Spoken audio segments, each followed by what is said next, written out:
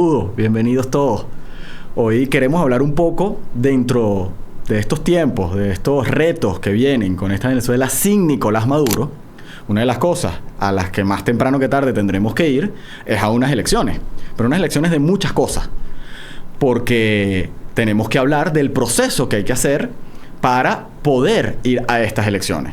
Que lo primero que tiene que haber es un reconocimiento de resultados. O sea, el 28 de julio hubo un resultado que se expresó y por eso Edmundo González Urrutia es el presidente electo de la República. Pero nosotros hoy tenemos que ir a una renovación de poderes en esta nueva Venezuela porque entendemos que desde 2015 no se ha hecho una elección que pueda tomarse como válida hacia una asamblea. Y por hablar de la asamblea hay temas muy sencillos. Lo primero es la composición. O sea, una asamblea, según la Constitución, debería tener cerca de 165, 167 diputados. Hoy estamos hablando de una asamblea que tiene una lista nacional que es ilegal.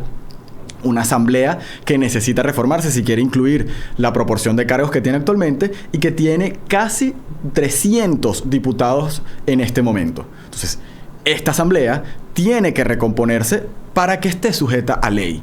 ¿Por qué? Porque con estas características con las que estuvo compuesta es muy difícil establecer que esté sujeta a ley. Pero además tuvo una cantidad de incidencias a la hora de ser decidida. Como una sencilla, una pequeña cosa, que es que los diputados que están allí no representan los votos que sacaron cada uno de ellos. Y dos, los votos que el CNE dice que sacaron no representan la participación que establecieron. Los números no coinciden. Entonces, parte de que haya una nueva Asamblea Nacional, parte de que haya mecanismos para elegirla. Igual con unos gobernadores que se eligieron el 25 de mayo, con unos alcaldes que se eligieron el 27 de julio, con una cantidad de actores políticos hoy, de gobiernos locales, de gobiernos regionales, que forman parte del estamento del Estado, pero que hoy cosas tan peculiares como no saber cuántos votos sacaron o no saber por qué están electos si los votos, cuando los cuentas, no coinciden con la adjudicación de cargos, tienen que estar bien establecidas y transparentes.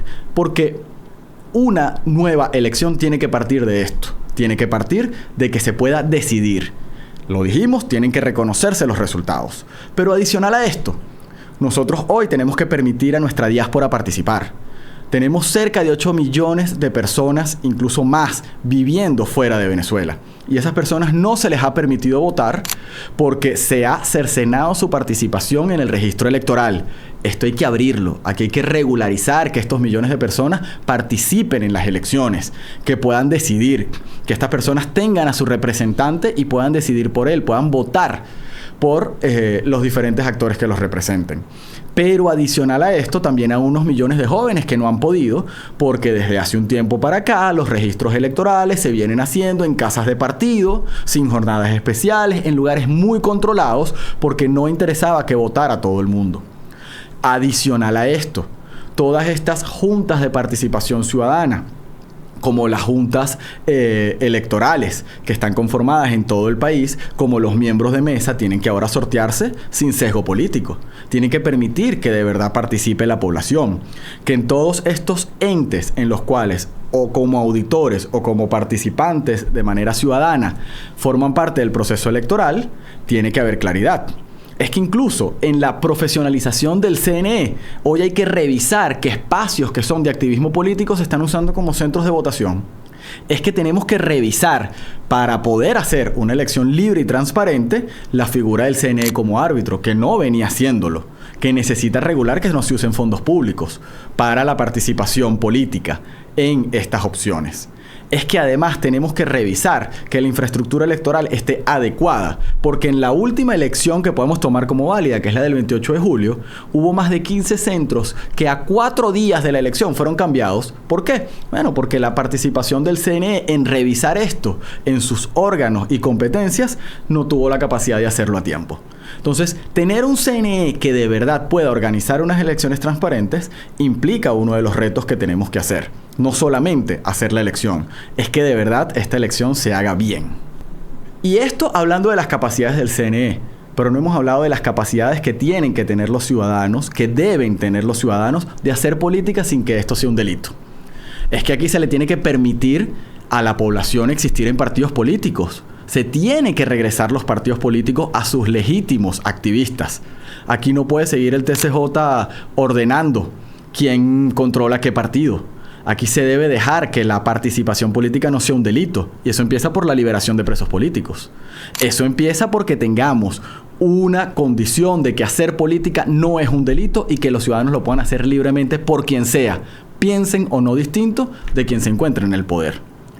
Es que esta misma participación pasa por reconocer que estos partidos políticos tengan tarjeta, porque hoy existen una cantidad de organizaciones políticas a las que no se les permite aparecer en el tarjetón. Esto no puede pasar si vamos de verdad a renovar poderes dentro del país.